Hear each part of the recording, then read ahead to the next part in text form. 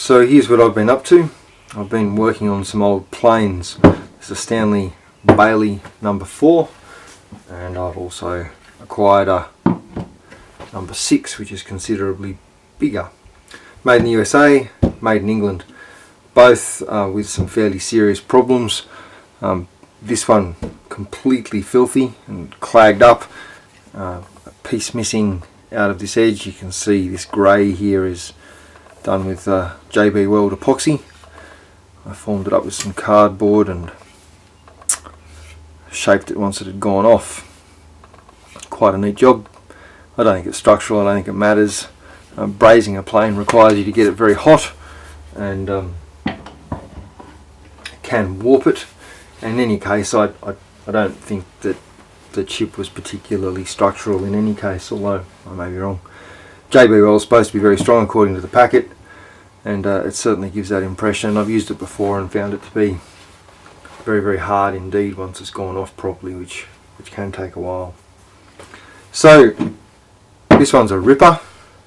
As I said, Stanley Bailey number 4. It's the top of the range. I was at Bunnings today. You can get a regular Stanley plane these days for $80. The Baileys are still $120, and of course they've got plastic handles and they don't have castings that say made in England in the way that this one does. There you go. There's the Bailey name there in the front. Number 4. So I had to take this part out as well and line that back up with the edge of the hole so the blade has a nice continuous surface to sit on. The blade itself was in terrible repair. It looked like it had been sharpened by someone with an angle grinder and no particular skill, but as you can see, that's a lovely edge now. I did that with a guide and an oil stone. This is the guide. The wheel rolls on the stone and the blade runs on there like that.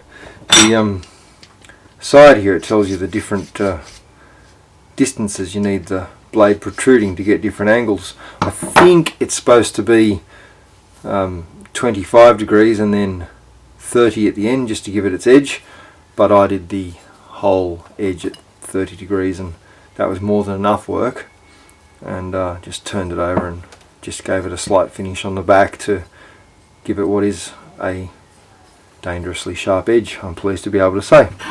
So the chamfer goes to the bottom, this continuous surface goes on the top, and that does the business. This chip breaker, nice curve in there, it's also quite sharp, but it's absolutely not for cutting. It sits just behind the cutting edge, not the chamfered side, the cutting edge, and I put it upside down earlier on today and the blade wouldn't retract and everything was skew whiff. Wasn't paying attention.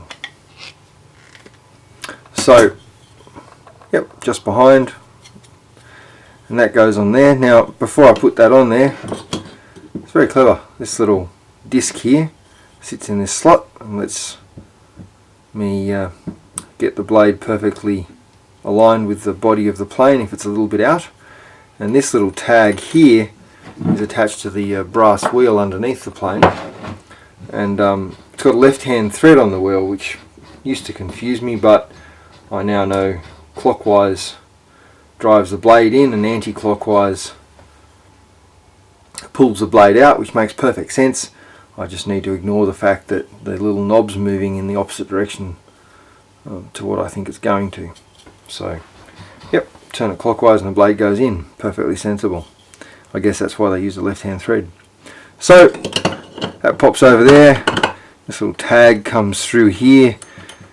Another function of the chip breaker is to attach the up and downy bit to the blade via the chip breaker, and then I'll put this clamp back on nice and snug, but I still have to be able to adjust it, and in the end it's a fine woodworking tool, not a demolition instrument, so that's all good. And there you have it, one Stanley Bailey plane in quite good repair. Probably only took me most of a day to get to this stage. Maybe I'll get quicker if I do some more of them. Lovely French polished handles, nice smooth base, a little bit of pitting here from the rust. You can see it if I bring it closer perhaps, but it's not going to be material for any use that I can think that this plane might see in my workshop or in that of a friend. There we go, one nicely restored plane. I don't know where it was headed, possibly into scrap metal. It'd be a crying shame given that it's now perfectly serviceable.